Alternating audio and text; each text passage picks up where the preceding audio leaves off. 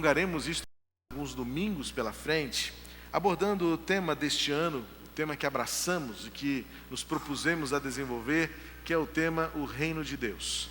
Domingo passado eu não estive presente, fui a São Paulo levar a Letícia para participar do acampamento de jovens e adolescentes, dos Jovens da Verdade.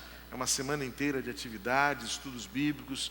É uma pena que alguns nossos adolescentes ainda não descobriram esse acampamento, que é extremamente proveitoso. No ano passado ainda tentei levar alguns junto com a Letícia, mas não houve possibilidade. Fiz alguns convites direto aos pais para que disponibilizassem seus filhos para irmos em caravana, mas não houve tempo hábil para o planejamento. Agora em janeiro a mesma coisa, mas as férias acabam competindo um pouco com esta prioridade. E domingo passado eu não estive com os irmãos, porque precisamos levar pessoalmente a Letícia lá, e a abertura é no meio da tarde, e não dá tempo de ir nem voltar. Mas soube que os irmãos foram muito abençoados. Eu ouvi parte da mensagem do irmão Marcelo, e sei que os irmãos foram profundamente edificados pela palavra que Deus trouxe ao coração de vocês, tanto nos cultos da manhã quanto no culto da noite, em que o tema Reino de Deus continua sendo a nossa ênfase para este ano. Reino de Deus, Reino dos Céus, Reino de Cristo, são expressões que a Bíblia se refere ao que nós chamamos o governo soberano de Deus. Talvez você já tenha percebido que em alguns textos apareça a expressão Reino dos Céus, em outros textos apareça a expressão Reino de Deus. E ainda em alguns poucos, mas existe essa configuração do reino do Pai ou reino de Cristo. Essas expressões, excetuando-se a expressão reino do Pai e reino de Cristo, elas sempre aparecem com o mesmo objetivo, com a mesma significação.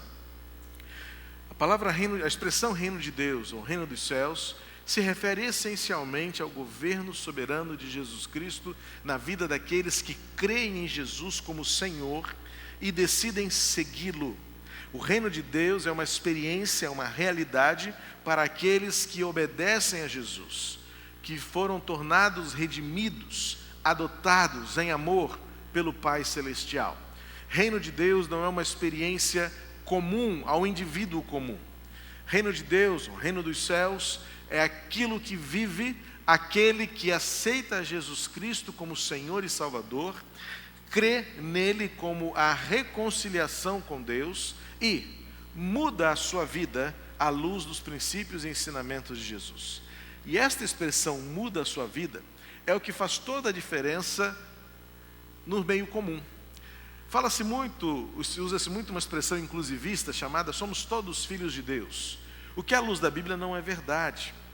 Porque a Bíblia diz que filhos de Deus são apenas que foram adotados pelo Pai, por meio de Jesus Cristo.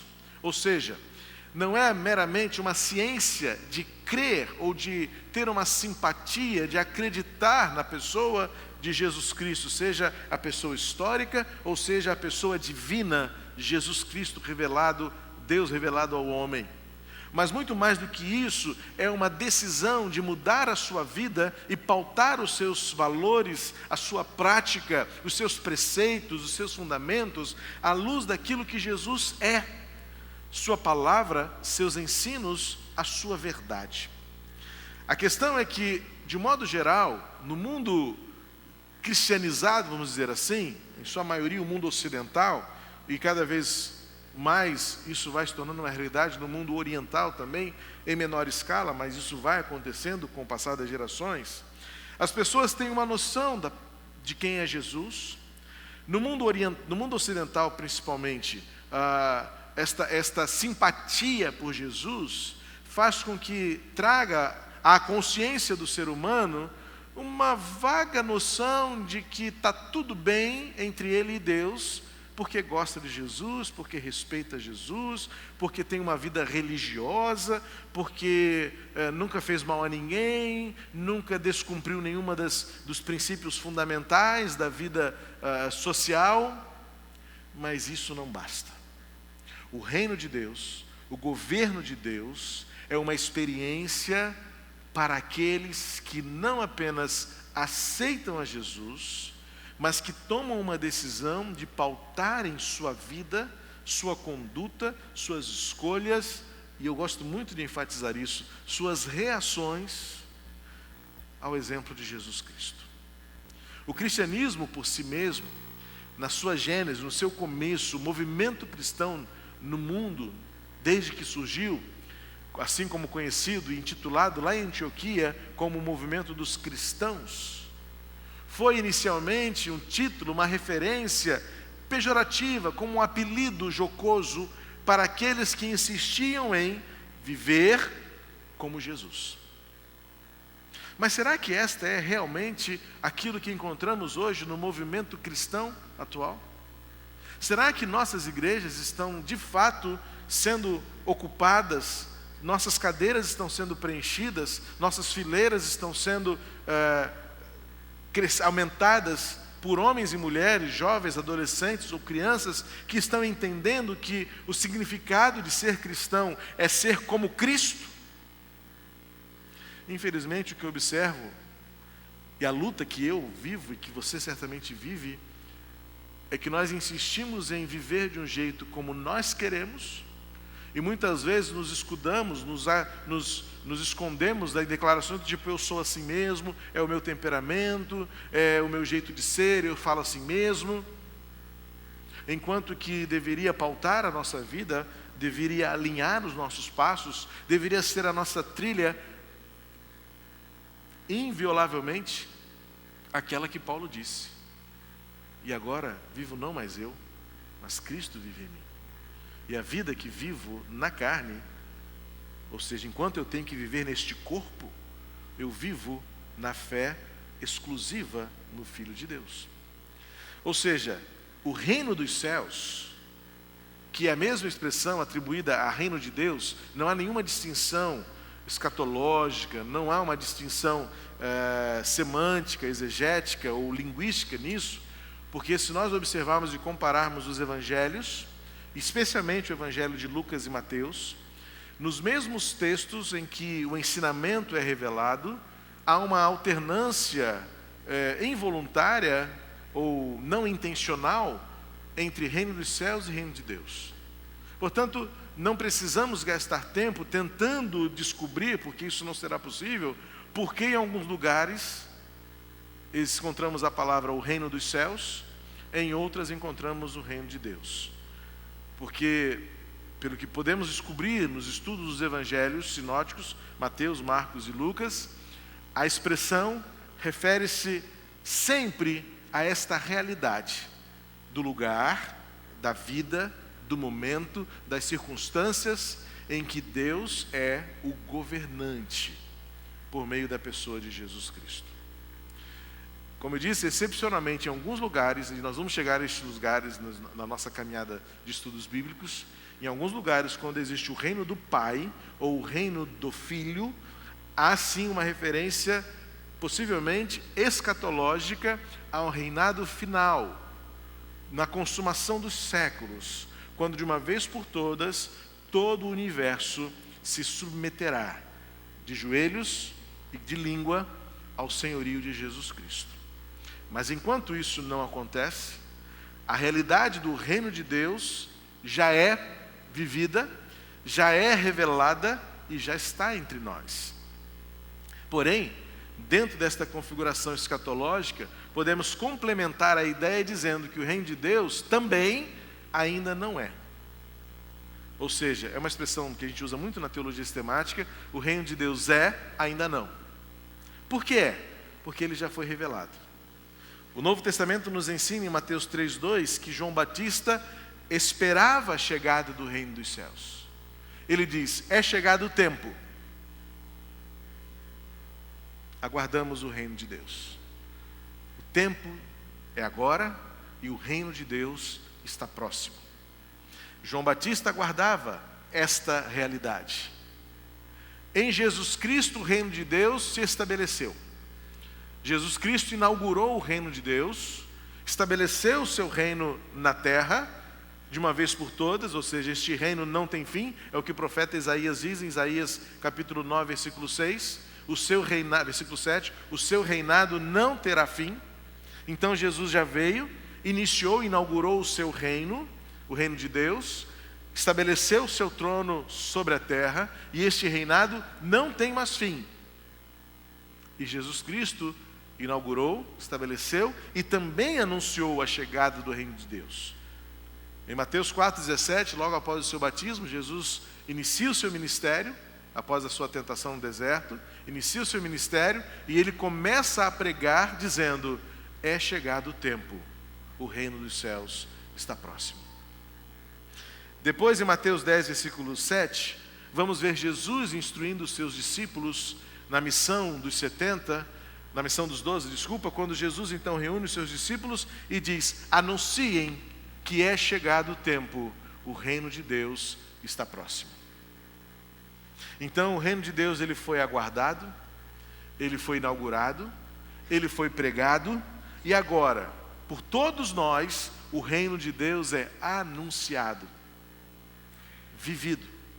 Nós mantemos a mesma tarefa que João Batista exerceu, nós continuamos o ministério de Jesus trazido ao mundo, nós continuamos a tarefa que foi distribuída aos discípulos e nós temos a mesma responsabilidade de continuar anunciando: o reino de Deus está próximo, está perto.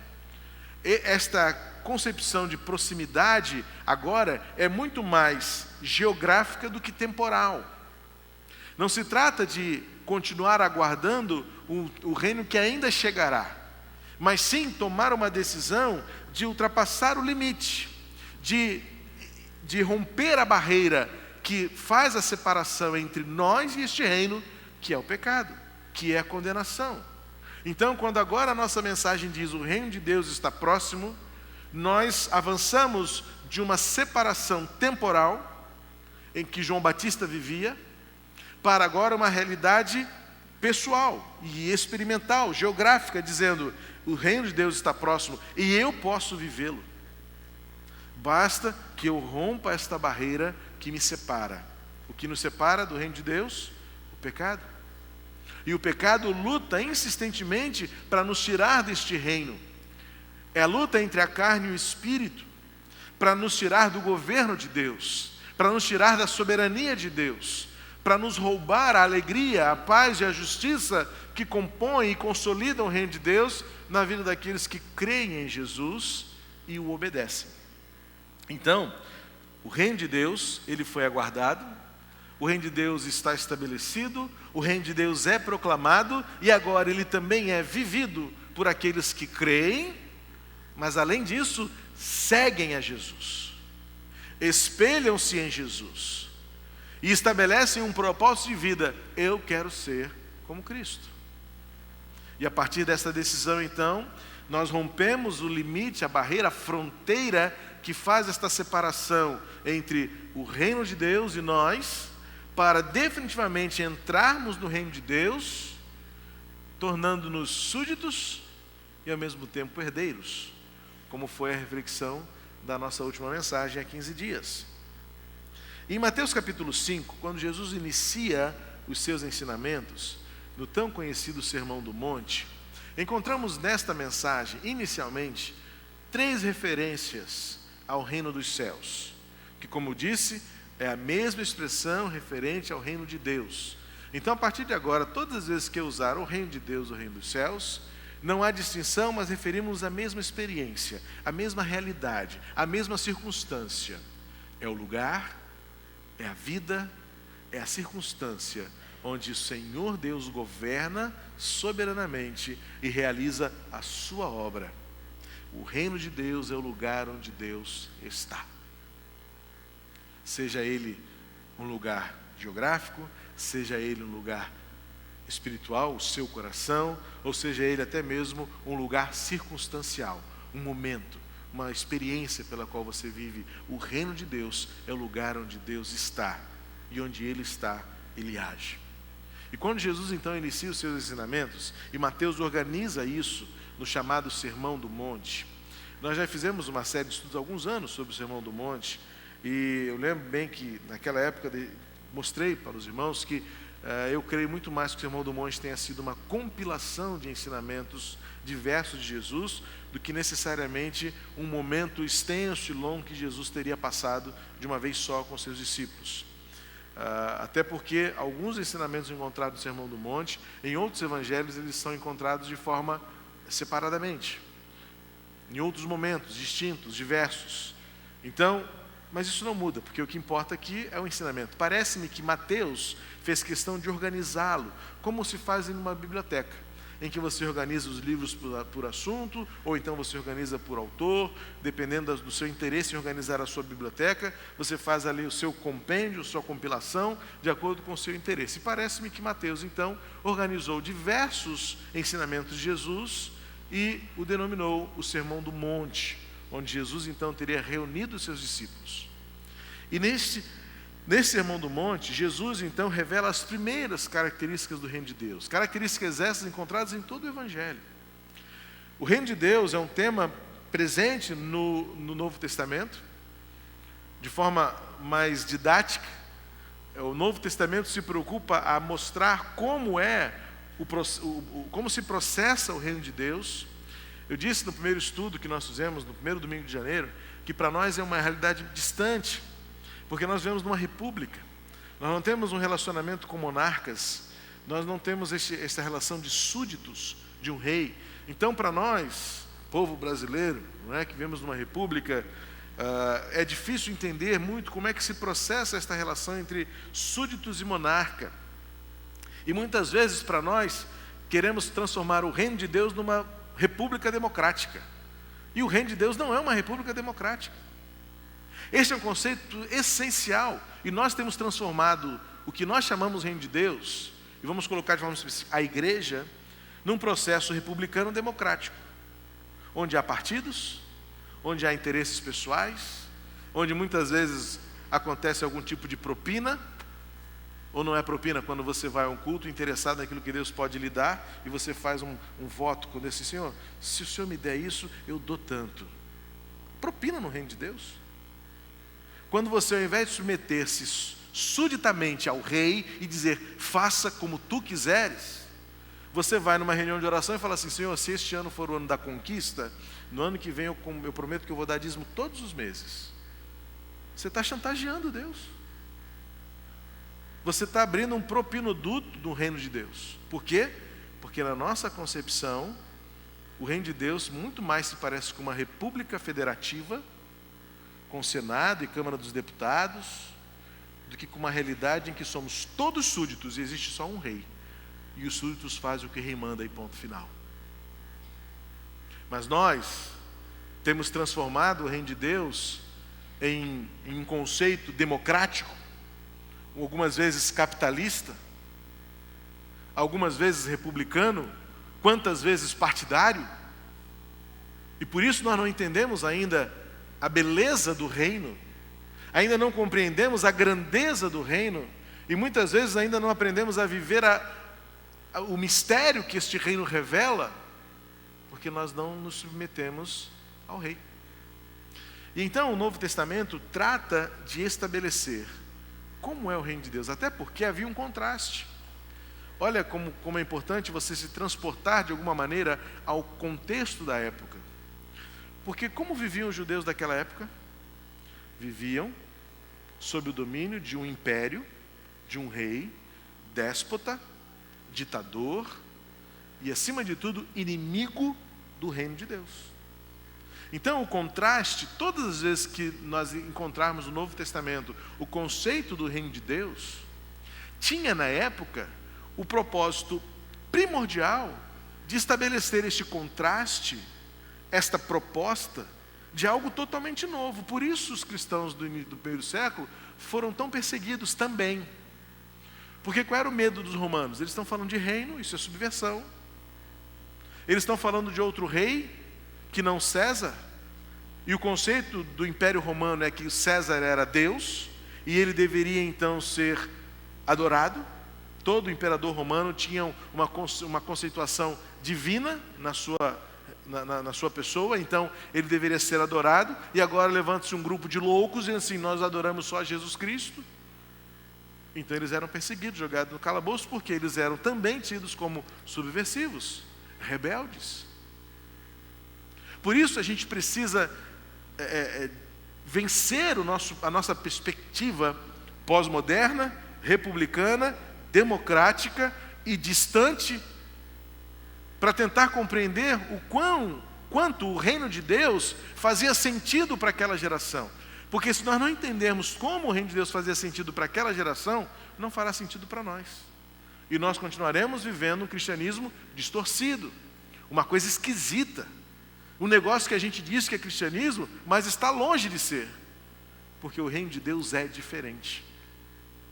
Tanto é que Jesus gastou algumas parábolas exclusivamente para dizer: o reino de Deus é.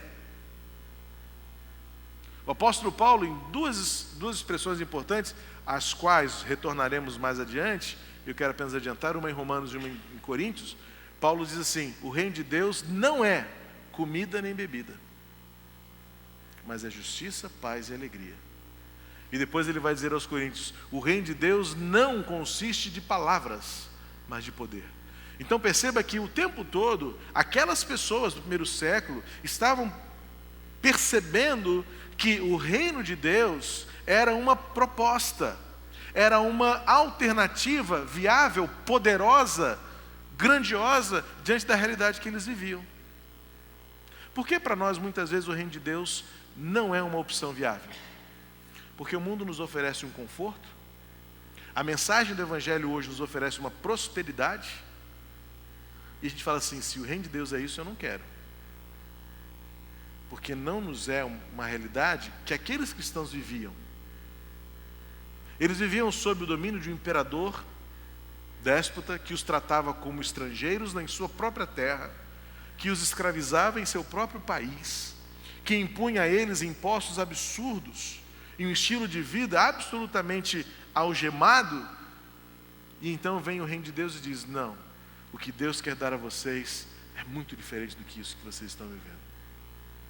Mas no nosso conceito democrático, republicano, federativo, do nosso governo paternalista, a gente fala assim: eu quero viver nesse mundo. Esse mundo é bom demais. Tudo que este mundo nos oferece, parece que Satanás nos levou ao alto do monte, como fez com Jesus em Mateus 4, e falou assim: olha, eu vou te dar todos os reinos da terra se você se prostrar e me adorar. E aí você fica na dúvida: será que vale a pena o reino de Deus? Se o reino de Deus, as características que são reveladas na Bíblia, não são atrativas, ainda mais aos nossos olhos. Porque o reino de Deus fala de pobreza, o reino de Deus fala de humilhação, o reino de Deus fala de perseguição, o reino de Deus fala de sofrimento, o reino de Deus fala de dissensão. E aí nós que vivemos num contexto que nos dá certo conforto, por isso para muitos é tão fácil abrir mão de seguir a Jesus e ser como Ele, para se esconder nas suas máscaras e dizer assim: eu sou assim mesmo, porque é mais confortável. E quando Jesus inicia os seus ensinamentos, Ele já confronta as expectativas daquelas pessoas, porque quando falava-se em reino, eles pensavam um libertador que viesse destronar o imperador romano e restabelecer o governo hebreu sobre a vida deles. E agora Jesus os frustra e diz assim: não, eu não vim fazer isso. E é quando Jesus então começa a dizer: porque o reino de Deus não é o que vocês estão esperando, mas creiam, é o que vocês mais precisam. Então o contraste revelado pelo Evangelho de Jesus Cristo e o ensinamento que Ele nos traz é uma palavra que muitas vezes não supre a nossa vontade, mas cremos que atende profundamente a nossa necessidade. Por que muitas vezes Jesus frustrou as pessoas?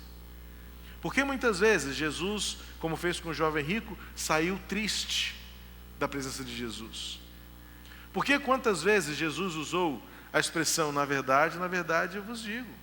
Ou então disse: quem tem ouvidos ouça. Ou seja, esta palavra do reino de Deus é para aqueles que estão dispostos a viverem por uma glória que este mundo não reconhecerá, que este mundo não oferecerá, mas é a única glória que fará valer a pena a sua existência. E isso muda muito. muda muito da nossa perspectiva do que é reino de Deus, a sua justiça, o seu governo, a sua vontade, o seu propósito para nós.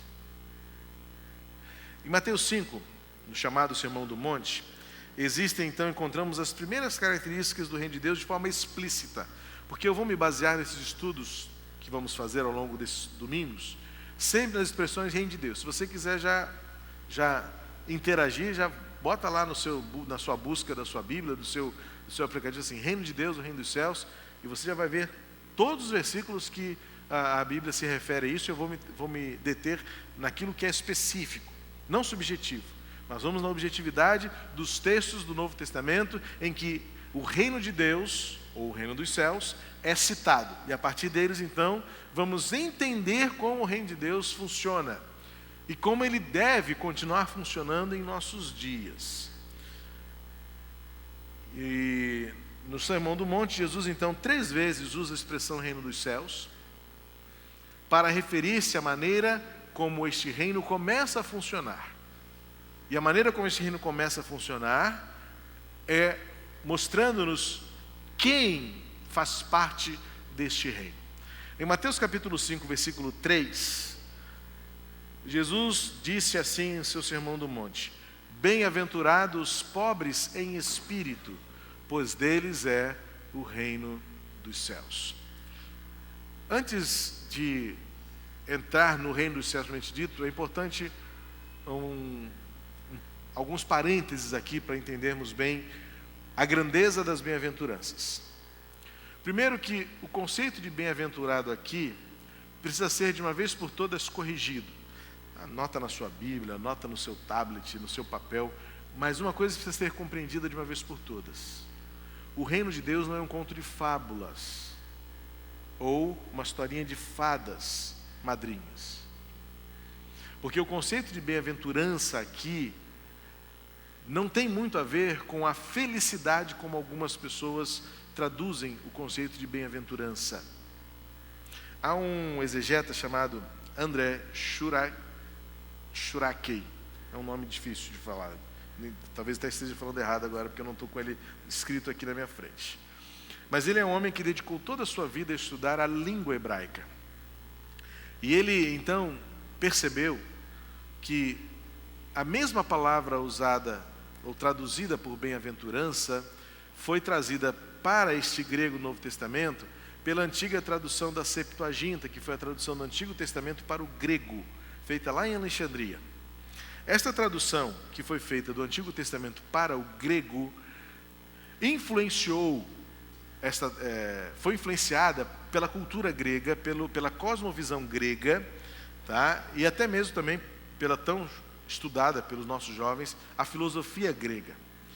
Só que originalmente o hebraico trazia uma palavra, bem-aventurado, como sendo uma tradução da palavra ashrei, que traduzido é marcham, ou em marcha. E isso se perdeu justamente historicamente quando foi feita essa tradução do hebraico para o grego do Antigo Testamento. E quando o grego do Novo Testamento foi escrito, muito do que eles usaram na época, os escritores do Novo Testamento usaram como base ou referência a chamada Septuaginta, que é a versão grega do Antigo Testamento. Então, como Jesus não falava grego, isso eu já disse algumas vezes aqui para você lembrar como é que como é que a gente estuda o Novo Testamento, a gente precisa lembrar que Jesus não falava grego. Os escritores escreveram em grego porque já era uma cultura helênica e as cartas chegariam muito mais longe, porque hoje nós temos, por exemplo, a língua universal, que é o inglês. Na época bíblica, na época do Novo Testamento, a língua universal era o grego. Então eles entenderam, vamos escrever em grego porque o alcance era muito maior.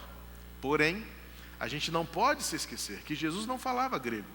Jesus ensinava em aramaico, que era uma versão mais comum do hebraico, uma versão mais popular do seu tempo, como se fosse um dialeto da língua original hebraica.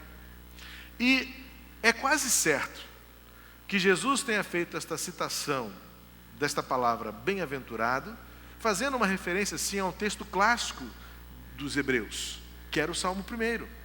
Bem-aventurado o varão que não anda segundo o conselho dos ímpios, nem se detém no caminho dos pecadores, nem se assenta na roda dos escarnecedores. O conceito do Salmo 1 era um conceito enraizado na religiosidade do hebreu, do homem hebreu, da criança hebreia, para que ele soubesse que a vida só faz sentido quando você está ligado a Deus, quando você está conectado com Deus. Mas o conceito do bem-aventurado no hebraico é muito mais, literalmente, o sentido de marcham. O sentido mesmo de caminhar em meio a um campo de batalha e você prossegue e persegue o seu alvo. Você não volta atrás. Um soldado valente que vai adiante, que conquista o campo de batalha. Então, originalmente, o Salmo 1 teria sido declarado, declamado, cantado, por certo, porque salmos eram hinos, dizendo assim: marcham aqueles, continuam, prosseguem, vão adiante aqueles que não andam segundo o conselho dos ímpios. Ou seja, é muito mais um jeito de viver do que um sentimento de bem-estar. E vamos combinar que, na verdade, no que se transformou o cristianismo de hoje? Muito mais uma sensação, muito mais um conceito de bem-estar, do que uma decisão de ter uma vida diferente. Uma vida baseada na pessoa de Jesus. Uma vida convicta no exemplo de Jesus. Uma vida que, pelo seu jeito de ser, mais se confunde com aquele que é o mestre e esconde cada vez mais quem você realmente é. Então, por certo, o conceito da bem-aventurança vai muito mais além, para não arriscar dizer que não tem nada a ver, tá? Eu vou dizer, talvez se eu tivesse aqui a coragem de ser mais sincero com você, eu dizer assim, não tem nada a ver com felicidade. Tem a ver com consistência de vida. Então, bem-aventurança aqui é muito mais uma vida consistente, uma vida de significado, uma vida de coragem, uma vida que vai adiante, uma vida que não desiste, do que simplesmente uma expectativa de ser a pessoa mais feliz do mundo. Porque seria contraditório. O próximo versículo 4 vai dizer: bem-aventurados os que choram, ou literalmente nós podemos dizer, felizes são os que choram.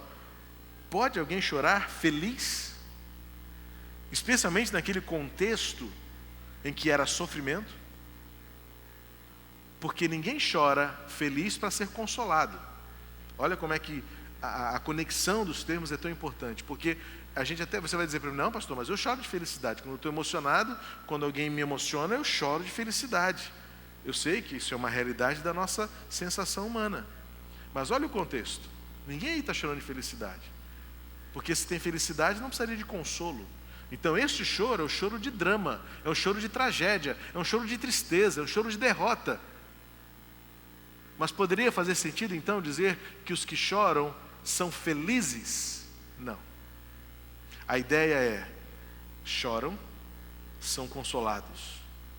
E o consolo vem da presença de Deus, que faz você ir em frente. Com Cristo não desistimos. No reino de Deus, não falhamos para desistir. Se falhamos, falhamos para melhorar, para aperfeiçoar. Porque no reino de Deus, nós marchamos. Esse é o conceito. E aí vem depois, voltando ao versículo 3. Então, o conceito de bem-aventurança, se nós visitarmos a língua original, que foi o hebraico e não o grego, vamos entender que o que Jesus está dizendo no Sermão do Monte é: prosseguem, marcham, não desistem. As circunstâncias não farão com que este exército recue, retroceda. E aí Jesus começa: bem-aventurados os pobres em espírito. Aqui há uma dúvida, talvez na sua versão esteja os pobres de espírito, ou ainda os humildes de espírito. Há essa possibilidade de tradução também. O conceito aqui de pobreza também precisa ser entendido dentro das duas línguas. Por quê? Porque Jesus não falou em grego. E se Jesus usou a expressão pobreza, ele também tinha em mente o que os salmistas diziam acerca da pobreza. Por exemplo, o Salmo 9, versículo 18, se a minha equipe aí de mídia puder me ajudar, Salmo 9, 18, e depois vou pular, alguns vamos direto para o 132, 15. Mas os pobres nunca serão esquecidos, nem se frustrará a esperança dos necessitados. Para o hebreu, o conceito de pobreza é literalmente a necessidade que precisa ser suprida por algo ou por alguém. Por exemplo, o Salmo 132, 15.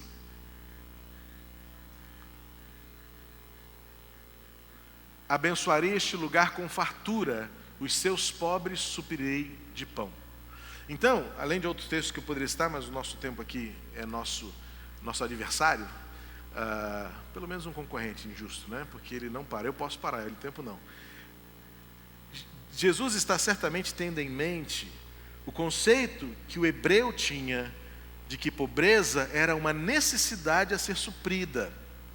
Já o grego é um conceito mais filosófico, algo assim mais poético. A palavra pobreza no grego tem esse conceito de miséria, de uma miséria profunda que vai além da necessidade física, mas que passa por uma necessidade imaterial, para não dizer espiritual. Então, atrelando os dois conceitos, em que o grego diz, a pobreza é a miséria total e absoluta, que todos vivem, mesmo aqueles que têm abastança. Porque para o grego, no conceito grego, é a pobreza da alma. E que muitos têm essa pobreza porque mesmo tendo muito, continuam pobres. Muitos sendo ricos, continuam infelizes e miseráveis. Mas no conceito hebreu, o hebraico, propriamente dito, a língua hebraica, ela é muito concreta.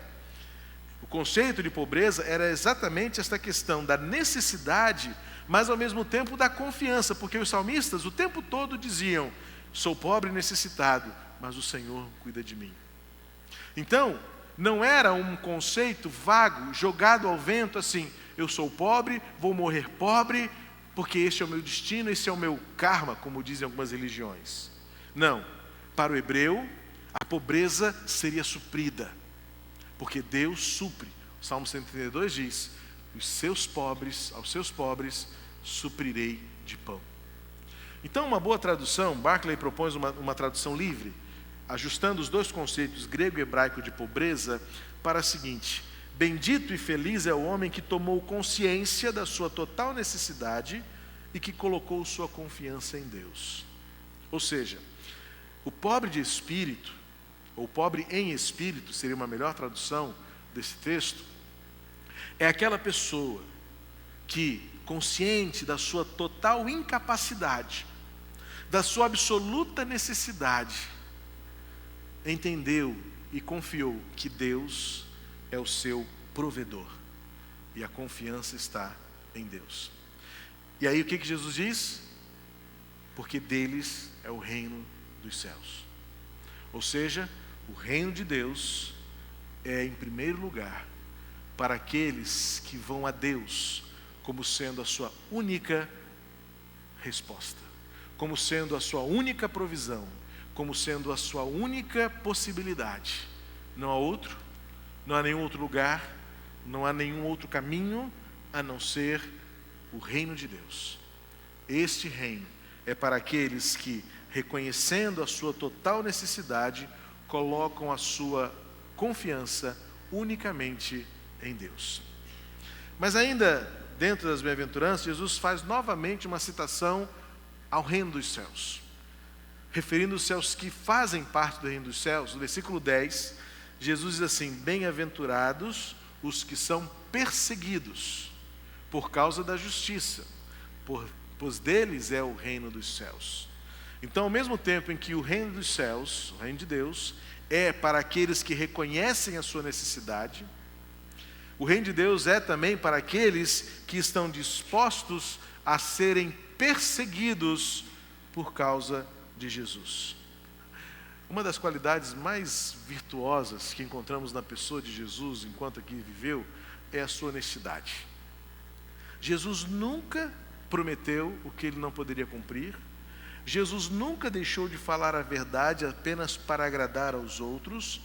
E ele nunca deixou que os seus seguidores se equivocassem com respeito ao seu destino ou aos riscos incutidos e embutidos na decisão de seguir a Jesus. Jesus nunca enganou as pessoas à sua volta, prometendo a eles aquilo que eles não poderiam cumprir ou mais, prometendo aquilo que eles não, porventura, viveriam enquanto seguissem a Jesus. Ele disse e deixou muito claro: eu não vim para tornar a vida de vocês fácil. Ao contrário, eu vim para tornar vocês homens de verdade. Quando Jesus transforma os pescadores, dizendo: vocês não serão mais pescadores de peixes, mas eu vos farei pescadores de homens. Há um conceito aqui de virtude, há um conceito de significado, há um conceito de grandeza que não se compara, não se compra com bens materiais. E também não se experimenta com conforto. Ao contrário, Jesus disse que por segui-lo, nós vamos voltar a esse texto com mais detalhe futuramente, por segui-lo alguns perderiam seu conforto, sua família, seus relacionamentos. E Jesus disse: eu não vim trazer a paz, na verdade vim trazer espada. E foi o que aconteceu. A honestidade de Jesus faz com que nós tenhamos plena convicção de que segui-lo é seguir de olhos abertos, não é uma decisão de olhos fechados, aconteça o que acontecer. Jesus disse: não, vocês querem me seguir? Vocês querem ter a glória do meu reino? Prepare-se, porque vocês serão perseguidos.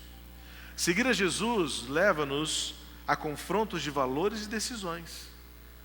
Por exemplo, quantos aqui na sua rotina de trabalho já não foram confrontados com escolhas a serem feitas, em que você pensava: ou eu agrado ao chefe, ou ao patrão, ou agrado a Deus? Ou eu falo a verdade e corro o risco de perder o meu emprego, ou eu minto e desagrado a Jesus Cristo, mas mantenho o meu emprego. É um tipo de perseguição, ainda que velada, ainda que disfarçada, porque você é pressionado a fazer o que você quer, você é pressionado pelas circunstâncias, muitas vezes a negar a sua fé, a negar os seus valores, a negar os seus fundamentos de vida, para manter o status quo, para preservar a sua simpatia muitas vezes. Muitas vezes no trabalho, na nossa vida, somos confrontados com os valores do reino em relação aos valores deste mundo. E Jesus diz: pois é, aqueles que forem perseguidos por falarem a verdade, pertencem ao reino dos céus. Aqueles que porventura vierem a perder alguma coisa por amor de mim, serão herdeiros do reino dos céus. E o inverso é verdadeiro também. Vivemos sob risco de não sermos herdeiros do reino, de não estarmos no reino de Deus, quando nós negociamos por uma boa mentira, ou por um pequeno jeitinho, por algo que ninguém está vendo. Somos confrontados constantemente na nossa ética, quando nós esquecemos que, como cidadãos do reino, temos de ter a coragem de viver a felicidade, a bem-aventurança, a permanência, quando estamos dispostos a viver a justiça de Deus. Quantas vezes na vida social, quantas vezes abrimos mãos de lugares, de encontros, somos taxados também no emprego ou na família como pessoas antissociais.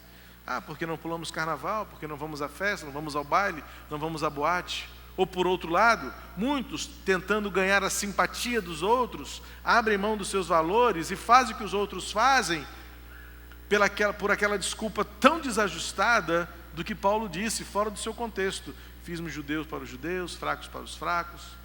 Só que Paulo nunca foi confundido com eles. É uma diferença muito grande.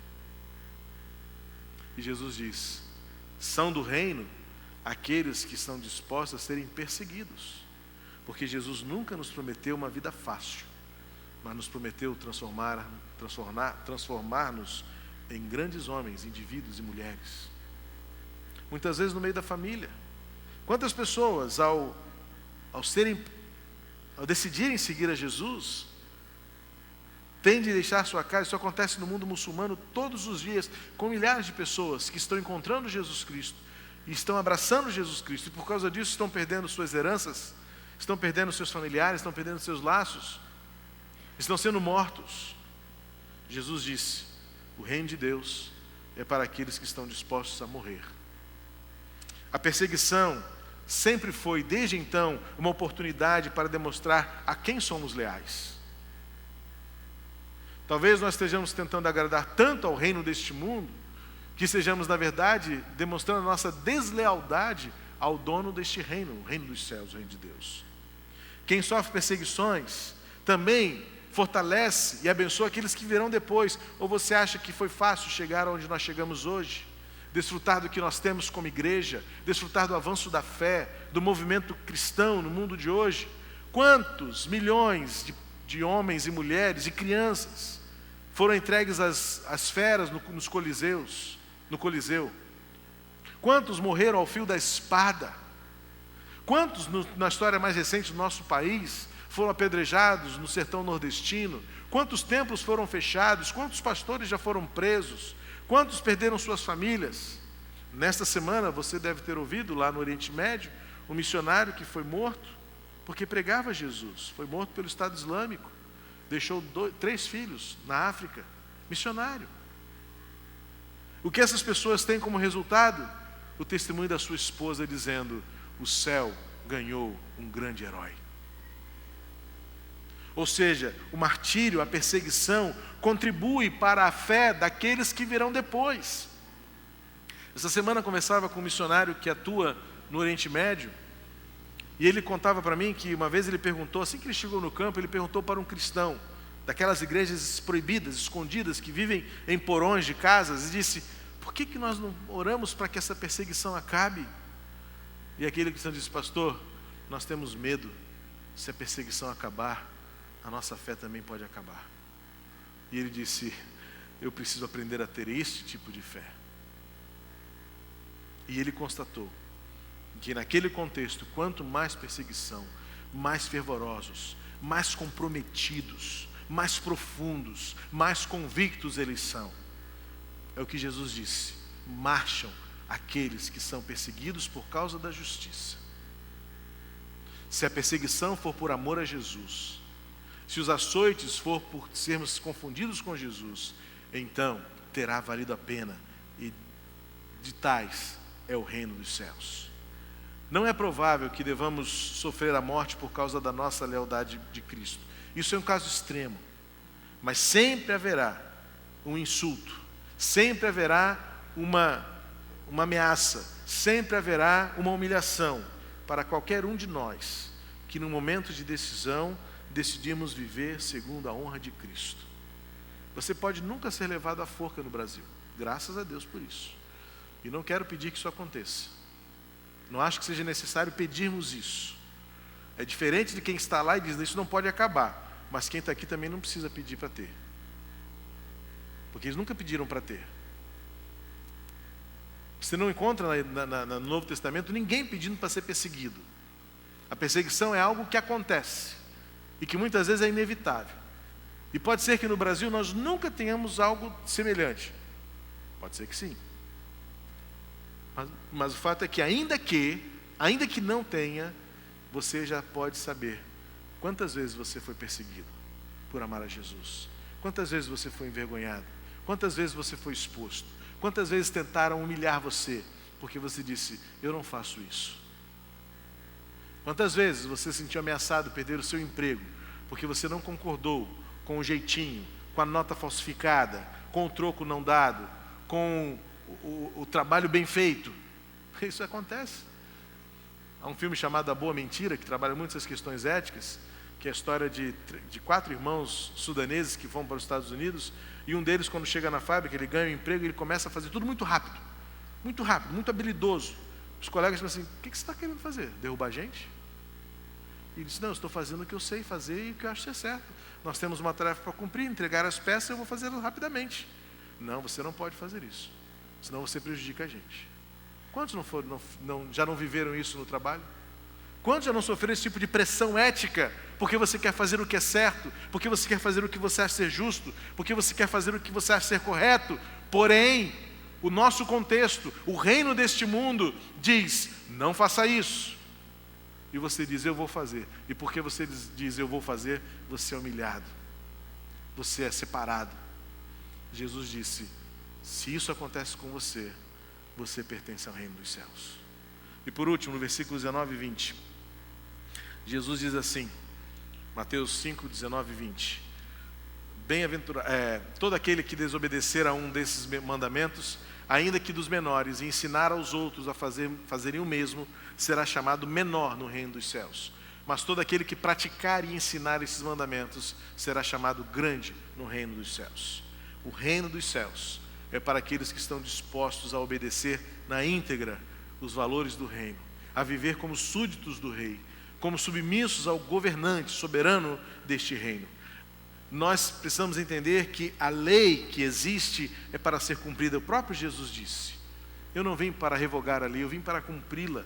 E como princípio ético, como valores de comportamento, Jesus culmina e consolida a lei, dizendo: é algo para ser vivido, é algo para ser cumprido. E o reino de Deus, portanto, é para aqueles que estão dispostos a obedecer a Jesus.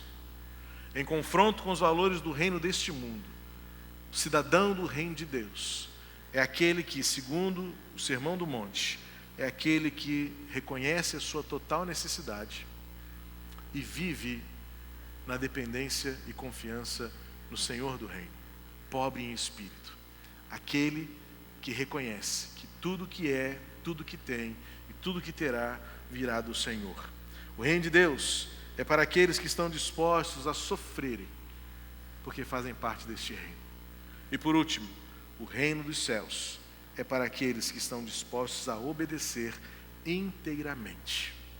Não apenas aquilo que nos agrada, não apenas aquilo que nos recompensa, mas aquilo que agrada a Deus, aquilo que coloca no rosto de Deus um sorriso de alegria, dizendo: que bom, servo bom e fiel, entra no gozo do seu Senhor. Sejamos, portanto, cidadãos do reino de Deus, em que eu e você vivemos plenamente as marcas de alguém que caminha, que marcha em prol deste reino, o governo soberano de Deus em nossa vida. Você pode fechar os seus olhos e abaixar sua cabeça e pedir ao Senhor que o transforme em um verdadeiro cidadão do reino dos céus, para que em tudo o nome dele seja exaltado e glorificado em você,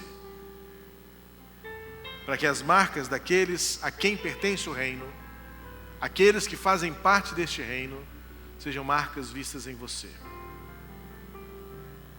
Gente que marcha, gente que prossegue, gente que vai adiante, gente que confia em Deus como a sua total provisão para toda necessidade, gente que está disposto a sofrer o que preciso for por amor ao reino, por lealdade a Cristo, gente que está disposta a obedecer, não apenas meias palavras, mas que encontra nas Escrituras todo o fundamento da vida para sermos tudo o que Deus quer que sejamos. Pai querido, em nome de Jesus, abençoa o nosso coração, abençoa o meu coração, instrui-nos na verdade, que Teu Espírito Santo encontre em nós corações dispostos a obedecer, a sofrer, a confiar, porque o reino de Deus pertence àqueles que creem e confiam, creem e sofrem, creem e obedecem, para a glória do Senhor. Toma-nos em Tuas mãos, fortalece-nos e aprimora, aperfeiçoa em nós a Tua obra, de tal maneira que todos os dias sejamos cada vez mais cidadãos do Teu reino, até a eternidade.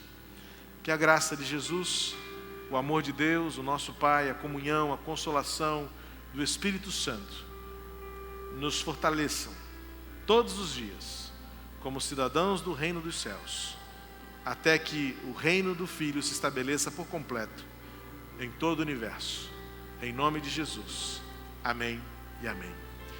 Deus abençoe você no restante deste domingo. Até a noite, 7 horas, nós estaremos louvando a Deus mais uma vez. Em nome de Jesus, leve o nosso abraço, nosso carinho. Dê um abraço que está do seu lado e celebre a comunhão em Jesus. Deus abençoe a sua vida e sua família.